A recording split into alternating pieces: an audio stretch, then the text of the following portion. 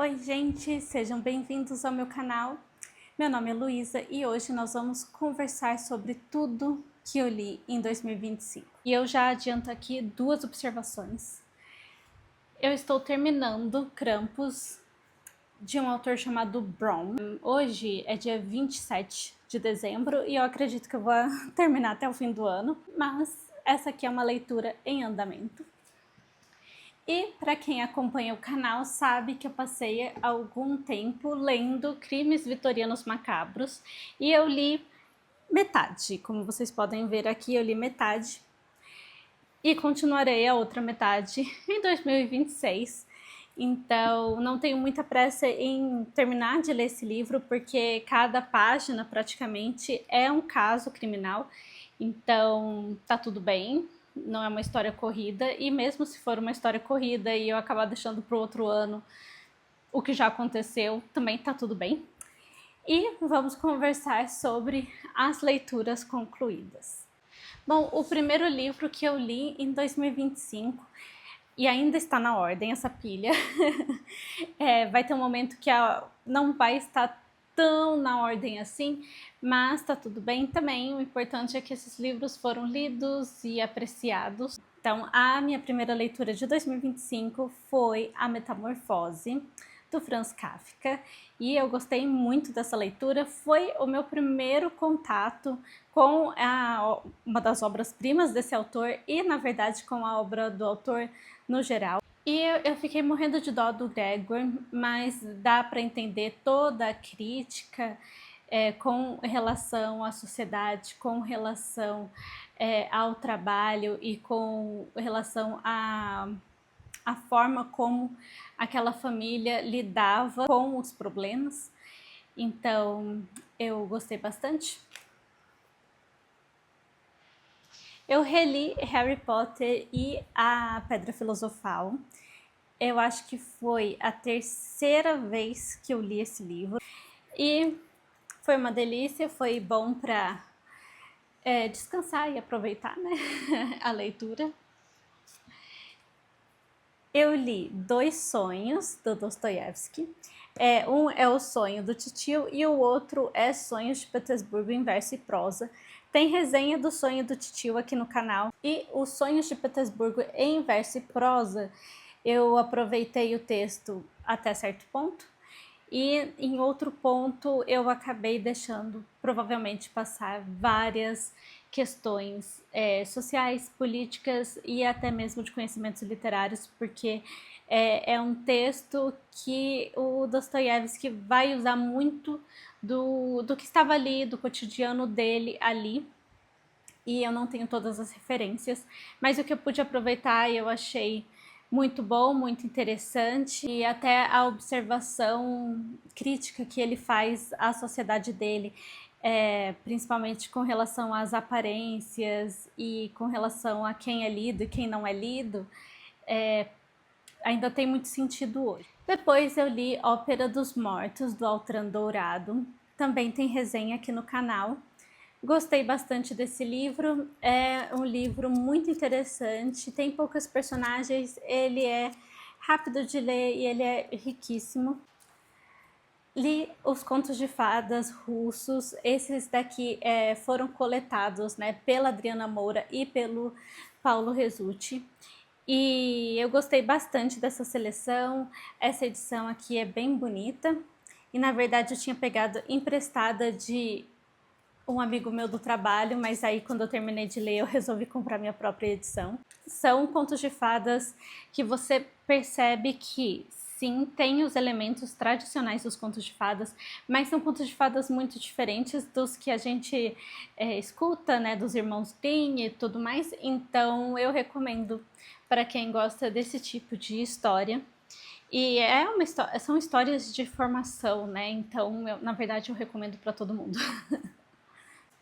Eu reli Os Maias, então eu comecei em janeiro e eu acho que eu terminei em fevereiro ou começo de março.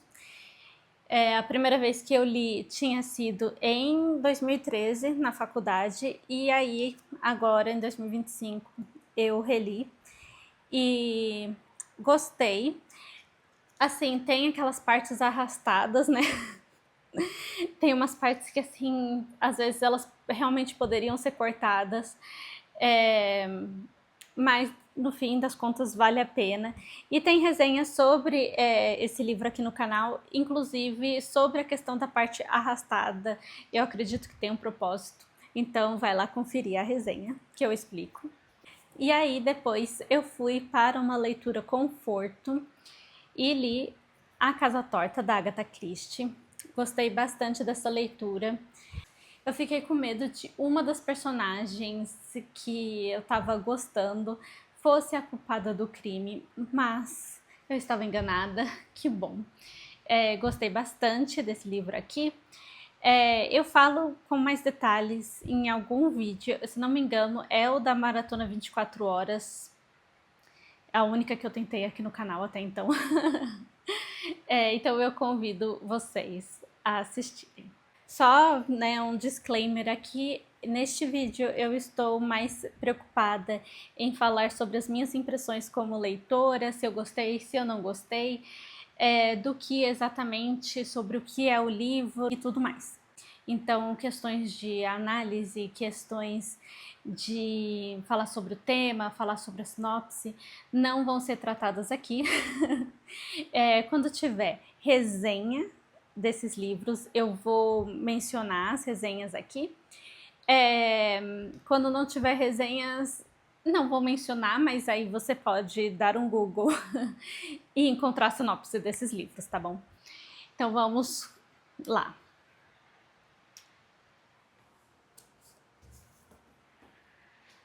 Depois eu li A Paixão, segundo GH, da Clarice Lispector. Esse livro aqui, ele é realmente muito introspectivo e tiveram alguns momentos em que eu fiquei meio perdida, eu confesso para vocês.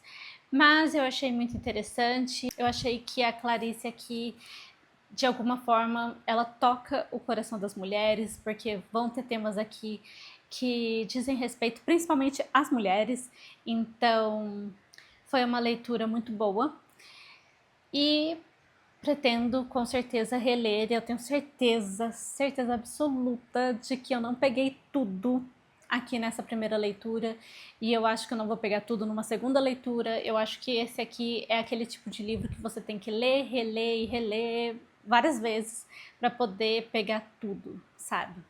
E também pode ser um livro que talvez conforme você vá lendo e relendo, ele vá acabar trazendo novos significados que não necessariamente tinham feito sentido para você na época que você leu esse livro pela primeira vez. Também li O Mínimo, sobre Monteiro Lobato.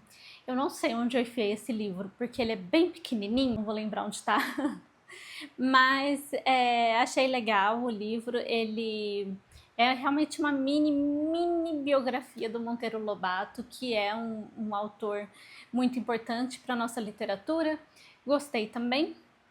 Mas assim, é o mínimo sobre o Monteiro Lobato. Então é um mínimo, não é nada assim excepcional e é aquela leitura que você faz em um dia.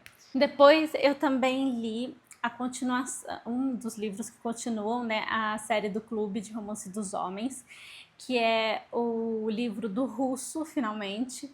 Então é o Isn't It Bromantic? Eu esqueci o nome em português e na minha lista que eu anotei. Então, na minha lista que eu anotei em inglês mesmo. Eu li em português, mas eu anotei em inglês porque eu achei o nome em inglês muito legal.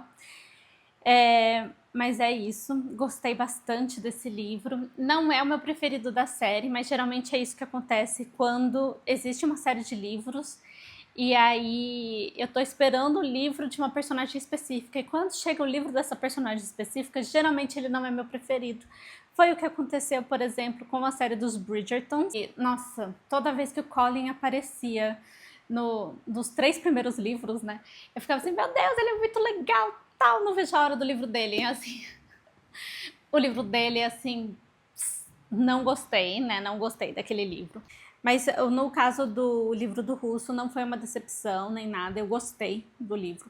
Mas ele não é o meu preferido da série, inclusive eu diria que o meu preferido da série é o anterior a ele, que era um que eu não estava tão animada para ler, porque eu só estava lendo para chegar no livro do Russo. Depois eu li O Chamado da Floresta, do Jack London.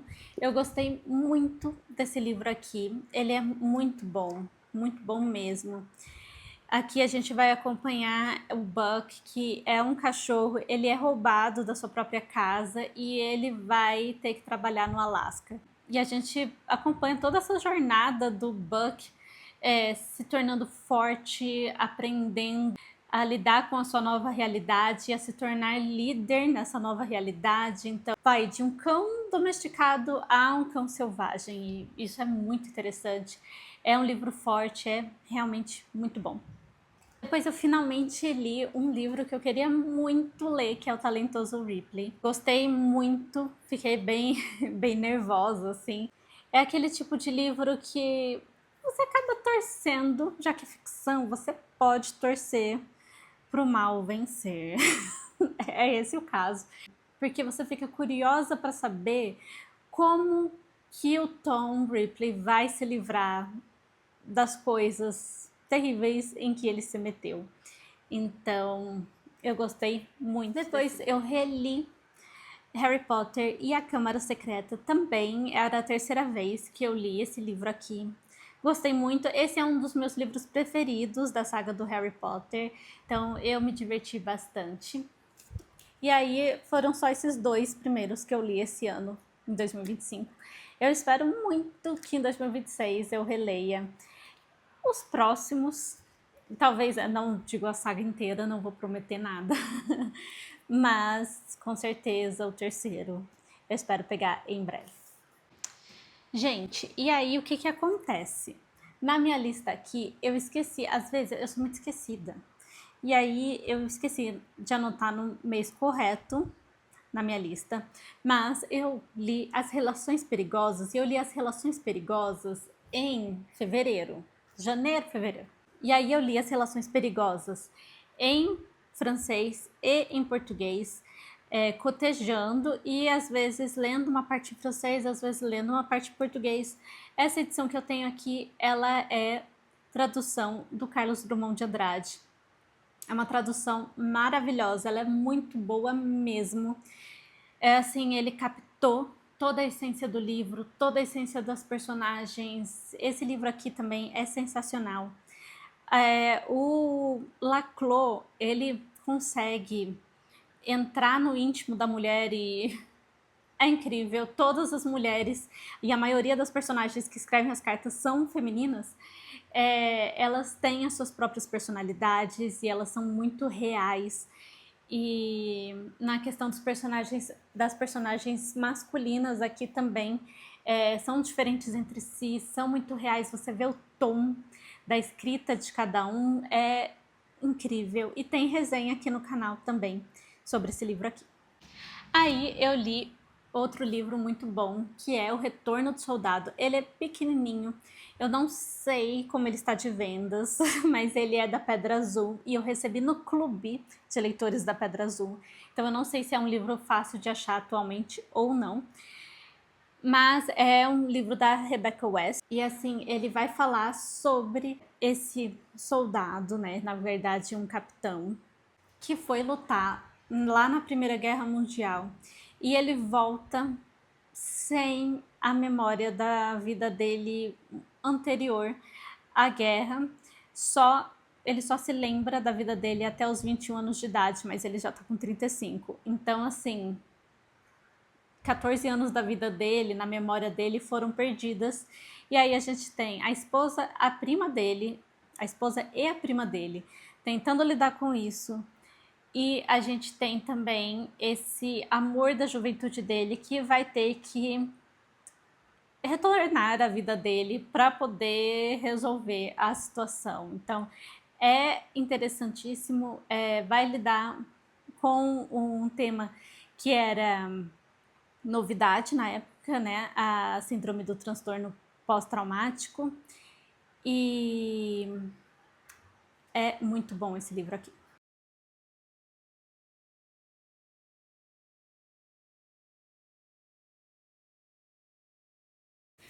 Aí eu terminei de ler uma leitura que eu tinha começado lá no carnaval, E eu terminei, deixa eu ver só um minuto. Terminei, levei 3 meses para ler Grande Sertão Veredas. E assim, que livro incrível, maravilhoso. Nossa, a forma como o Guimarães Rosa trata a nossa flora e a nossa fauna aqui na região, né, do Cerrado é sensacional. Eu tenho um vlog que vai ser começando a ler Grande Sertão Veredas na região do Grande Sertão Veredas. Então eu mostro um pouquinho dessa vegetação nesse vlog. Então quem tiver interesse vai lá dar uma olhadinha. Esse livro é incrível, a forma como ele trabalha com a linguagem, a forma que as personagens se relacionam é sensacional, é uma grande aventura, é assim, tiro, porrada e bomba. E é maravilhoso esse livro aqui. Eu acho também, assim como da Clarice, que várias coisas que são trabalhadas aqui são podem passar batido numa primeira leitura. Então eu com certeza vou ler de novo esse livro e reler e assim vai. Bom, eu li O Abolicionismo, do Joaquim Nabuco, um livro interessantíssimo para entender como era o nosso Brasil na época da abolição da escravatura. E assim, faz parte da nossa história, né? Então eu acho que vale a pena todo brasileiro ler esse livro aqui. Aí eu li nessa minha edição aqui da Globo, que tem alguns livros, né? Eu li A Mulher de 30 Anos, foi o meu primeiro contato com um texto do Balzac e eu gostei muito desse livro. Ele tem algumas particularidades, porque antes eles eram contos avulsos e aí eles foram costurados num livro só. Eu sempre fiquei de fazer uma resenha aqui pro canal desse livro, mas eu acabei não fazendo. I'm so sorry, quer dizer, je suis désolée. Mas gostei demais dessa leitura. Tem defeitos, mas são defeitos interessantes. Mas assim, a linguagem é muito bonita e existe um ponto dessa história aqui que simplesmente você tem uma reviravolta, tem uma virada de chave nessa história que é interessantíssimo e aí desse ponto pro resto do livro você não consegue largar. Eu acabei lendo tipo da metade pro fim em um dia só, porque eu achei muito bom. Eu li O Diário de um Homem Supérfluo, do Turgenev, e assim, se o Turgenev com o Rei Lear na Steppe foi um dos meus melhores livros de 2024, a coisa não se repete aqui em O Diário de um Homem Supérfluo. Eu achei ok, um livro ok, ele não é ruim, mas ele é um livro que para quem já leu vários livros russos dessa fase, né, aí da segunda metade do século XIX, ele não vai trazer novidade nenhuma, porque o que acontece, esse homem supérfluo, ele vai ser reproduzido em outras histórias, e eu acho que eu já encontrei esse homem supérfluo em outras histórias. Então, não foi uma grande descoberta para mim nesse livro aqui. E eu entendo o que o Turgenev quis fazer, mas não foi assim grande coisa para mim, né, como leitora. Mas para quem não tem muito contato com literatura russa, aqui é uma boa porta de entrada, na minha opinião, para quem quer ler esses livros da Rússia do século XIX. Esse aqui pode ser, sim, uma boa porta de entrada. E eu li também no Kindle Unlimited um livro chamado O Anúncio Matrimonial, que é um romance de época sem hot, que eu gostei bastante. Ele é bem focado na relação das personagens. Existe as duas personagens, tanto a mocinha quanto o mocinho, eles têm segredos e eles são esses segredos eles são muito bem trabalhados para manter a atenção do leitor mesmo durante a leitura. Eu achei os diálogos bons também. Enfim, gostei bastante. Tem resenha aqui no canal, então eu convido vocês a assistirem. Eu li A Aldeia de Stepan Cove e Seus Habitantes.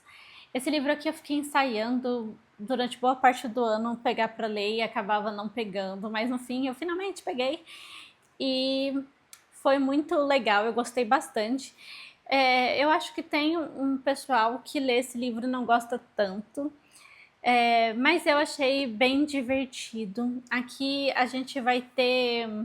Ele foi escrito mais ou menos ao mesmo tempo que o Sonho do Titio. Então existem algumas características do Sonho do Titio que a gente consegue ver aqui, algumas loucuras, e eu achei muito engraçado. Eu morri de rir lendo esse livro, porque a situação é muito sem noção. A gente tem esse personagem principal que é um jovem e ele vai voltar à casa do seu tio, porque o seu tio o chamou lá. E, na verdade, essa casa, essa propriedade está sendo dominada pelo agregado da mãe do tio, e que é o Fomafomite. E assim, é muito sem noção. O Fomafomite é sem noção, ele é manipulador, e aí as senhorinhas ficam doidas atrás dele, e assim, se você vai contra Fomafomite é um crime. É realmente muito divertido, muito interessante, e ele é gostosinho de ler. Li esse livro aqui, do Jacob Wasserman, Galavin. É um livro que realmente, por enquanto, não funcionou para mim. Talvez eu releia, mas apesar do tema ser interessante, é uma história, né, que se passa na época da Revolução Russa. A gente vai acompanhar uma mulher que está à procura do seu marido e ela vai ter que viajar, ela é obrigada, por causa da Revolução, a se deslocar para outras regiões com seu marido. Ela vai para o Cáucaso, e tinha tudo para ser muito interessante, mas eu acho que não foi bem trabalhado, e ela vai encontrar esse Galavin numa outra cidade. E o Galavin é um marinheiro que domina essa cidade. E eles têm um diálogo. E é isso. Não gostei tanto assim desse livro. Aí eu li A Peça de Molière, O Doente Imaginário. Não li o Tartufo, li O Doente Imaginário. Gostei muito dessa peça, eu achei muito engraçada, muito divertida. Eu achei que as personagens femininas foram bem construídas, porque isso foi uma coisa que me atrapalhou nesse livro aqui. Eu não achei as personagens femininas tão convincentes assim.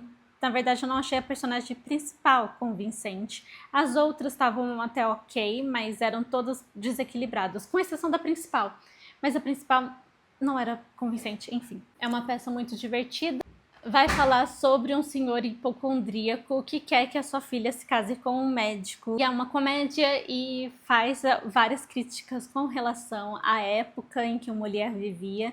E foi a última peça escrita e atuada pela mulher.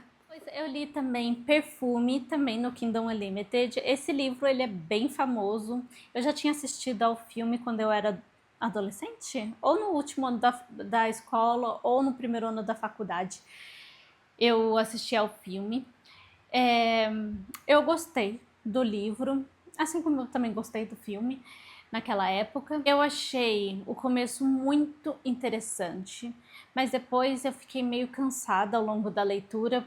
E aí depois teve um ápice interessante, mas assim, ele é um livro que ele é muito famoso e ele é muito amado pelos leitores, mas foi um livro que no geral eu achei ok. Não foi assim um livro totalmente incrível para mim, mas é só a minha opinião como leitora, né?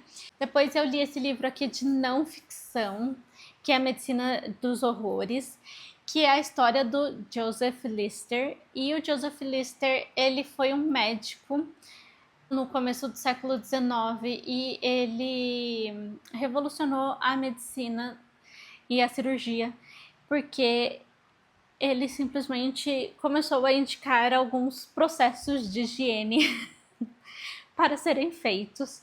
E a vida dele foi muito interessante. Ele era quaker originalmente, Depois ele acabou deixando de ser quaker, mas foi por causa do casamento. Gostei muito desse livro aqui, ele é muito bom mesmo, muito inspirador.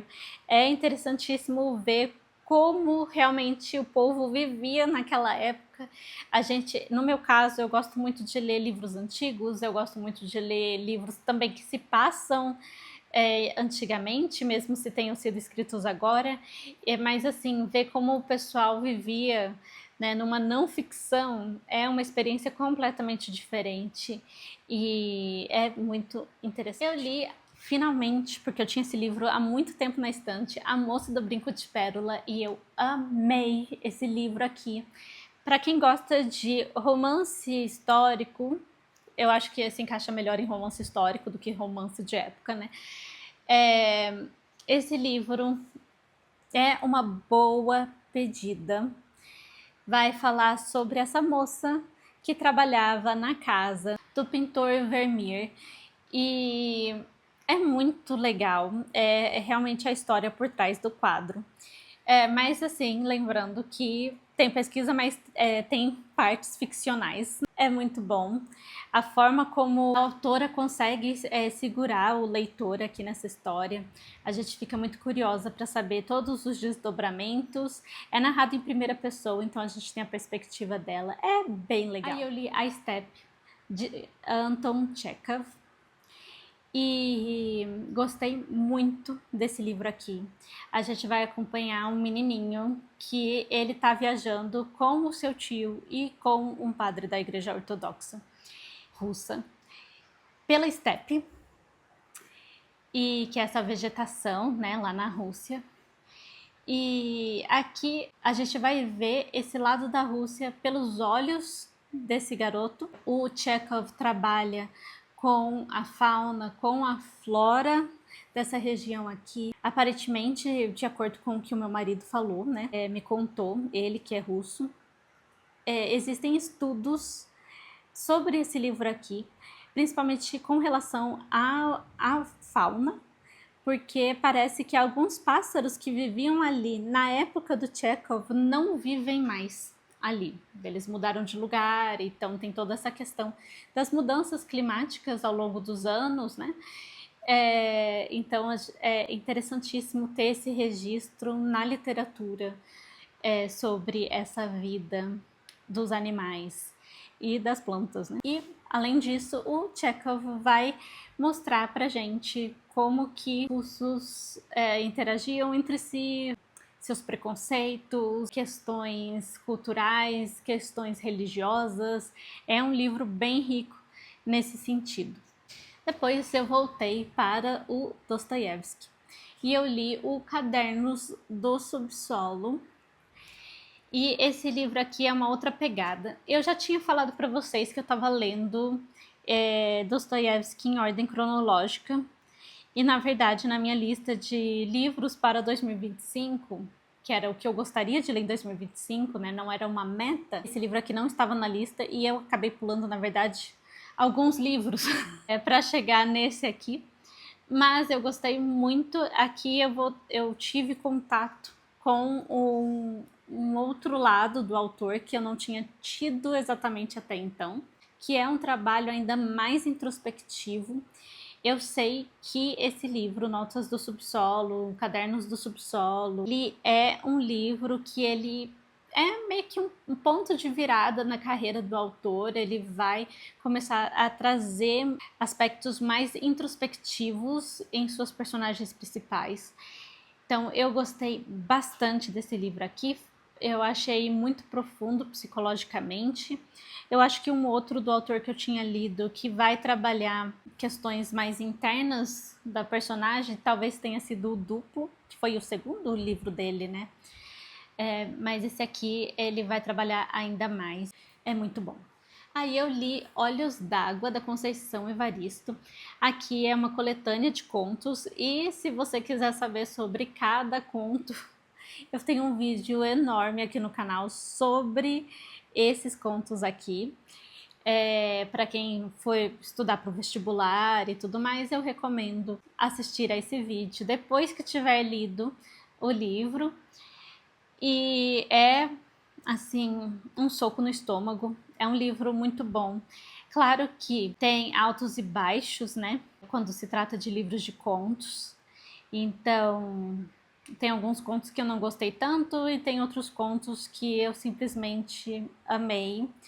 Mas é isso, esse livro é essencial para todo brasileiro, então leia esse livro. Eu li um livro que fazia muito tempo que estava nas minhas listas para ler em anos X, Y, Z. Então eu finalmente li Uma Obsessão Indecente, da Colleen McCullough. E eu gostei muito desse livro aqui. Ele vai falar sobre uma enfermaria no final da Segunda Guerra Mundial. E tem resenha desse livro aqui no canal, então eu convido vocês a assistirem a resenha. Li Baratas, do Yu Nesbo. Aqui a gente vai ter o segundo caso do detetive Harry Hole. Tem resenha no canal sobre esse livro também. Eu gostei bastante, eu gostei bem mais desse livro aqui do que do primeiro. Então, fica aqui a recomendação de um livro que, para mim, era muito importante eu não deixar passar desse ano, que é As Meninas, da Lígia Fagundes Telles. Eu tinha começado a ler esse livro em 2020. Aí não estava exatamente funcionando para mim naquele momento e eu voltei agora em 2025. E assim, praticamente realmente 5 anos depois. Até na fase do ano era praticamente a mesma e foi uma experiência completamente diferente e eu adorei esse livro aqui. Ele é muito bom mesmo, é aquele livro que depois que você termina de ler ele fica com você e aí você fica pensando nele. Eu recomendo bastante a leitura. Depois eu li Rebeca, do Vale do Sol. E Rebeca do Vale do Sol é uma graça. Esse livro aqui ele foi publicado nos Estados Unidos um pouco antes de Anne de Green Gables e eu tenho uma resenha sobre esse livro aqui no canal. Mas dá pra ver que foi uma grande inspiração para Anne de Green Gables e também foi inspiração para uma outra autora. Então, lá na resenha eu explico um pouco mais sobre isso, mas a gente vai acompanhar a Rebeca, que tem os seus 11 anos e ela vai morar com as tias dela. E a gente vai chegar até os 17 anos dela aqui nesse livro. E é um livro, assim, muito profundo, com várias camadas. É realmente muito legal. Ele é engraçado, ele é dramático em alguns momentos, mas ele também te deixa pensativa e é realmente muito bom. Eu li Casas Estranhas, também com resenha aqui no canal. Esse livro aqui eu gostei mais ou menos. Na resenha eu explico mais e melhor sobre o que eu não gostei, mas eu aproveito para fazer uma retratação. Eu saí, depois que eu li esse livro, eu saí com uma amiga minha. E essa minha amiga, ela é casada com um japonês do Japão. E ela me contou que essa questão de repetir, que é o que nós temos aqui, eles também fazem isso na conversa normal do dia a dia deles. Então, se você está contando alguma coisa meio chocante para alguém, essa pessoa que recebeu a informação vai repetir o que o outro falou, e aí o outro vai repetir, e aí vai ficar essa repetição. Então, como esse livro ele é praticamente só diálogo, talvez essa repetição que eu tenha criticado, ela não tenha sido tão ruim, porque ele está aqui reproduzindo um discurso oral. Então isso aqui já melhora um pouquinho mais as minhas impressões sobre esse livro aqui, porque a história por trás das Casas Estranhas é realmente muito legal. E leia aí e veja o que você acha. Eu li A Pedra da Lua. A Pedra da Lua tem resenha aqui no canal, é a última resenha que eu postei, inclusive. A gente tem um precursor do romance policial, é um romance de sensação, vai ter muitas críticas à sociedade da época, mas também vai beber de fontes como os Penny Dreadfuls, né, os casos reais ali daquela época. Vai ter críticas também à colonização da Inglaterra na Índia. E é um livro muito bom e você fica querendo saber onde está a Pedra da Lua, porque na verdade a Pedra da Lua foi da Índia para a Inglaterra e sumiu. E a gente viu isso tudo acontecer. Então, eu recomendo essa leitura aqui. Aí, gente, eu li Bambi, do Felix Salten. E assim, esse livro é incrível, ele é muito mais do que ele aparenta ser. Esse livro não é só sobre a vida na floresta e sobre a vida dos animais da floresta. O Felix Salten usa os animais para tratar de temas humanos. Então, eu estou assim, o ano inteiro praticamente, como o pai da mocinha do casamento grego, que tudo para ele, todas as palavras vinham do grego. Então tudo era do grego para ele. No meu caso, tudo é Bambi. Qualquer situação é Bambi. Inclusive, aqui na Pedra da Lua, a gente tem um mordomo que ele é louco por Robinson Crusoe. Tudo para ele é Robinson Crusoe. Tipo, o Robinson Crusoe, ele, tipo, prevê até o futuro, sabe? Então, esse é o meu caso com Bambi, tá? Se tudo aqui pro Betteridge era Robinson Crusoe, tudo pra mim é Bambi. Tudo assim, dá pra fazer relação com Bambi. Bambi é incrível. E... Opa! E é isso.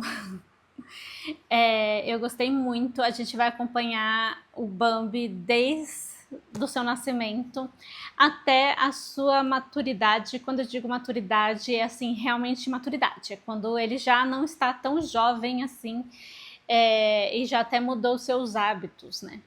É profundo, é um livro realmente com muitas questões, é maravilhoso. Eu também li O Quebra-Nozes na versão do Alexandre Dumas. E esse livro aqui é muito legal, é muito divertido. Eu quero muito ler a versão do E.T.A. Hoffmann. Quem acompanha o canal sabe que eu gosto muito dos trabalhos do E.T.A. Hoffmann. Então eu ainda não li o Quebra-Nozes original, que é do E.T.A. Hoffmann. O Alexandre Dumas ele vai fazer uma releitura, ele vai fazer a sua própria versão. Parece que a parte da princesa Pirlipati e da Noz Krakatuk que não existe na versão do Hoffmann, mas eu não sei se é isso, mas é a minha parte preferida dessa história aqui. Eu acho que o final fica um pouco cansativo, mas assim, gente, a parte da princesa Pirlipati é muito boa. Eu ri tanto com esse livro. Então, fica uma recomendação para você. Então, a última leitura que eu fiz esse ano, tirando o Krampus que eu estou lendo no momento, foi Catábases, da R.F. Kuang. E assim, essa autora ela é super famosa, ela é super hypada, é um super best-seller e eu nunca tinha lido nada dela. E eu geralmente, com relação à Guerra da Papoula, eu me interessava, mas aí depois meio que passou a vontade de ler. Eu ainda tenho interesse em ler Babel, mas quando veio esse Catábases, eu fiquei assim, meu Deus, eu preciso ler, porque vai falar, a personagem principal é uma doutoranda e ela vai resgatar o seu professor orientador no inferno. E assim, isso me parece muito interessante, porque eu já vivia a minha vida acadêmica como mestranda, né? Não como doutoranda, mas achei interessantíssimo, me identifiquei com essa história. E não com relação à professora, por favor, minha professora era muito legal, mas com relação ao estresse, né, da vida acadêmica, com o estresse da pesquisa e tudo mais, né? Então achei muito interessante. Eu resolvi dar essa chance, uma amiga minha me deu de presente. E aí eu resolvi dar essa chance para esse livro aqui e eu gostei bastante. No começo eu não gostei tanto na questão de um vai e volta, né? Tem muitos flashbacks, mas depois a gente acostuma. É flashback o livro inteiro, tá? Vai andar um pouquinho no presente, aí vai ter um flashback, e aí é a construção que a autora resolveu fazer para o livro dela, que ela resolveu usar para explicar como se dá a relação entre as personagens e como elas foram parar ali no inferno. Então, é só aceitar e seguir. Eu gostei bastante dessa leitura. Então, é isso, gente. Eu vi que ao longo do vídeo, talvez a minha câmera tenha dado uma caída. E também alguns livros ficaram no meio aqui. Mas eu acho que não foi nada que afetou, assim, o vídeo em si. Então essas coisas acontecem e o importante é ter documentado aqui todas as minhas leituras de 2025, que era uma coisa que eu gostaria de fazer, né? Pra mim mesma também, pra assistir no futuro. Então, é isso. Me contem aqui o que vocês leram em 2025, como é que foram as suas leituras, o que vocês gostaram de ler, o que vocês não gostaram de ler, que eu vou adorar saber. Se você gosta de ler livros, por favor, se inscreva aqui no canal e também deixe curtir aí pra mim. E é isso. Tchau, tchau.